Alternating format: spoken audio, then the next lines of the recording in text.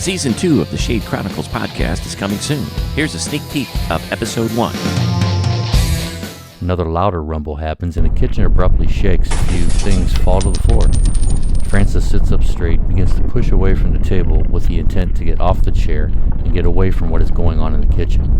Before this can be completely registered with him, the floor under his feet sags and makes a loud cracking sound. Struggling to balance himself, Francis begins to spread his feet apart with the plan to move to the left and get away from the part of the floor he is standing on as it shifts and sags.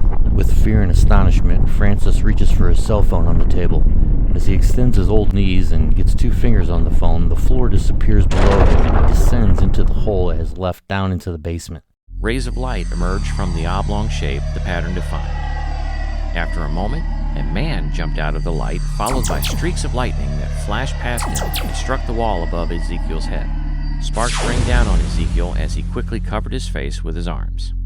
The man, in the alley now, turned swiftly to face the light-covered opening in the wall and extended his arm, revealing what looked like a pistol of some sort, and fired several shots into the opening.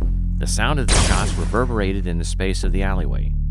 Then he waved his arm, sweeping it in a downward direction.